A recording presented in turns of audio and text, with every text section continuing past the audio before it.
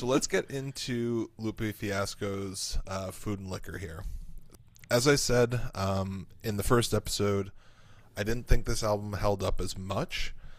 I revisited it. It is better than I remembered from my previous re-listen. Still not as good as it was in the moment. In the moment, it was released in 2006, debuted at number 8 on the Billboard 200. It is a certified gold record. It was beloved in the moment by critics, fans, everybody.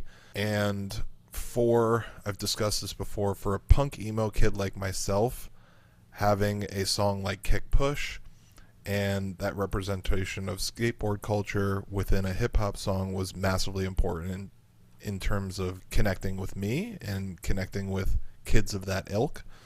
So a very, very important record. Most of my appreciation, if not all of my appreciation, comes from a personal perspective, so much so that I haven't even considered what the broader public either has thought and felt about the album or was even impacted by the album, because it was so irrelevant to me because of how much of an atomic bomb this album was in a great way for me, whenever it came to just my love and appreciation of rap music. Well, speak to your experience, because I'm sure plenty of folks also, shared something similar.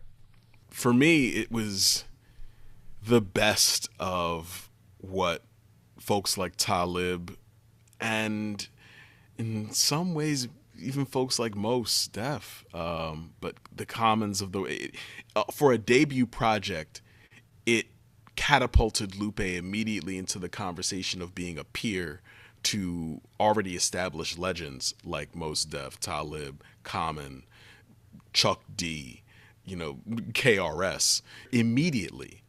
And that type of not only acknowledgement and recognition, but then also being able to go back and listen to a project and hear how much talent and passion went into it.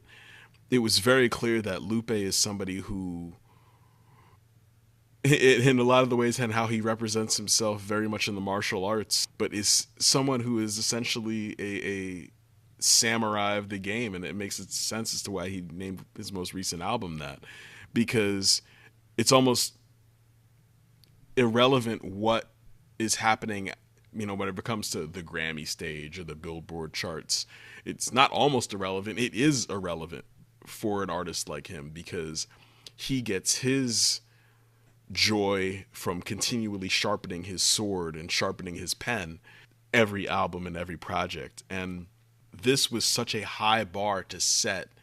The fact that he has gone and surpassed what he put out on this album is, for a lot of artists, very incomprehensible. There's no sophomore slump. The only slump that you can quote unquote have on him is the way in which his label in the industry, the larger engine of it, was crushing what ended up becoming Lasers. And so this album was very much a representation of Wasalu Muhammad Jaco, and I'm just thankful that I heard it at the time that I did.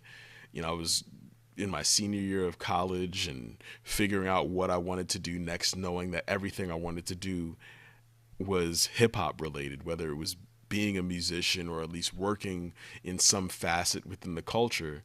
And it was so much a soundtrack to my everyday life, where we even think about, what is a good 3-song sequence, for an album like this.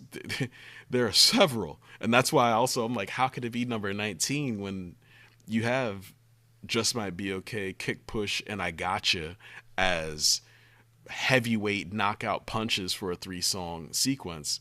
But then you also have Daydreamin', The Cool, and Hurt Me Soul. But then you also have Pressure, American Terrorist, and The Emperor's Soundtrack. So it's a masterpiece.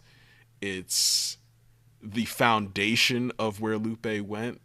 And it was also very much a inspiration for me and everything that I've continued to do in hip hop culture. What would you say is the best song from this album? I would probably say that the best song on the album is Daydreamin'. That's what I have as well. Daydreamin' featuring Jill Scott. It Yes. is incredible. Yes. Sonically, lyrically, the whole thing. Hasn't aged a day. That's a jam.